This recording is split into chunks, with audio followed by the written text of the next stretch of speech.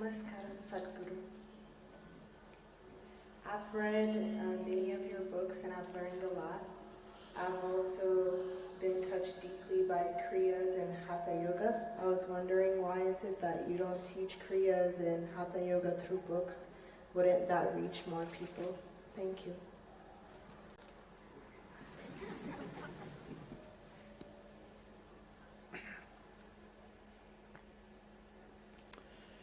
Yoga is not something that you teach. Yoga is something that you transmit. A book cannot do transmission. A book can give you information and inspiration.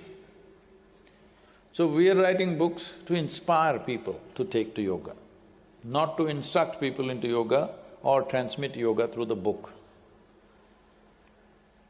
Well, as there are many forms of yoga, there is also one form of yoga called book yoga. That is, people want to learn yoga through books. Well, if you don't have any trouble in your life, even if the virus did not show interest in you, you must pick up a yoga book and try to practice yoga with a book. There are so many books wanting to teach yoga to people. Fortunately, people who buy these books, generally, they flip through, they don't read through. If they read through, they don't practice. If they practice within first 3 to 5 days, they will give it up. But there are a few people who will take this up seriously and do it. There are thousands of cases, or many more, who have caused immense damage to themselves by doing book yoga. Because when you do yoga through the book, you won't start with the basics. Whatever is they are saying is the highest practice, that's where you start, because of course you're eligible, because you can read. Well, I forget which year. Huh? 86? So some of them might have been cases.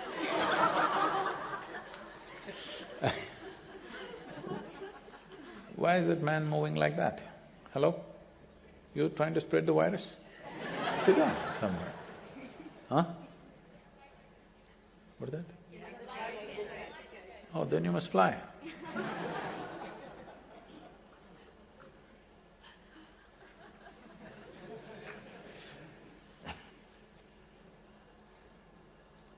I thought you were trying to do relay, virus relay.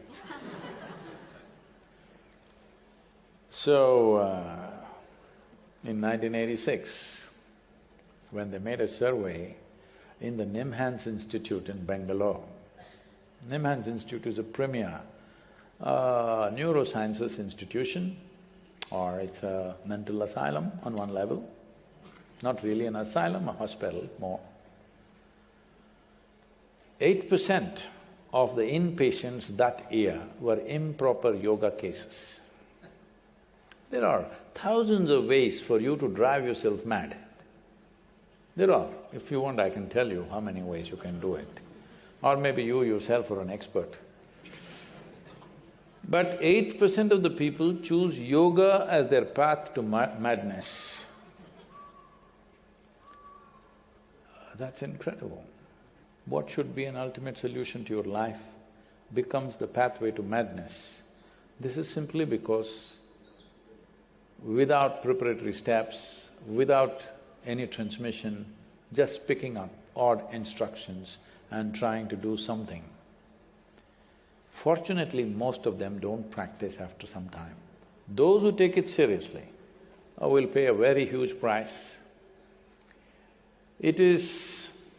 I know I will invite a lot of flack for this, but that's not new to me.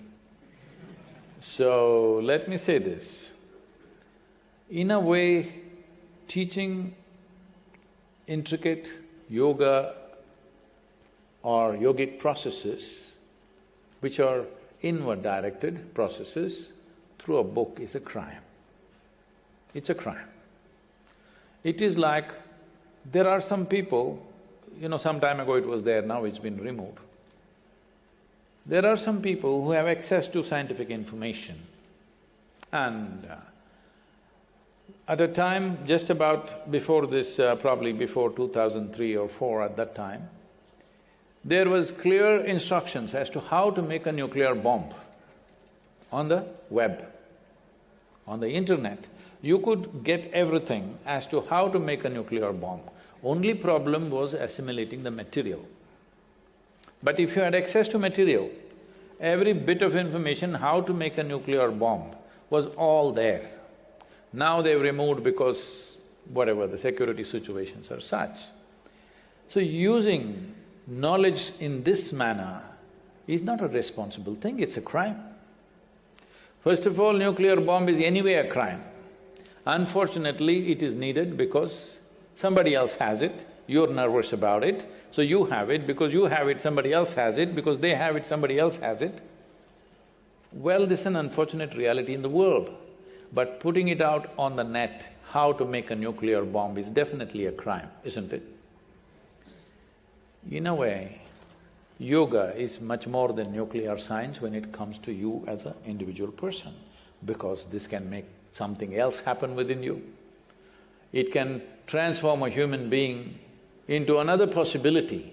If it's mishandled, it can also destroy a human being. So, when it comes to transmission, it's made in such a way, even if thousands of people are in the same hall, not everybody will receive the same thing. You can check the experiences of people, not everybody will receive the same thing, even if all of them are sitting in the same session, because that is how it is transmitted. Each according to their own, receptivity that they have. That's the way it should be. So that is the nature of transmission, subjective transmission. But putting all that in a book and thinking it's going to work, no, this book is definitely written by somebody who has no experience of any kind, because they've read something somewhere and they put it here. Anybody who has experienced the potency of what it is will never do that ever. So please, don't do book yoga, but please buy the death book. Because this is the first time I'm advertising for a book, because all the other books had a choice whether you can read it or not read it. This one, this is for all those who shall die. We will leave the immortal ones, the rest must read. Please put out lots of books out in the ashram so that people can pick it up and read.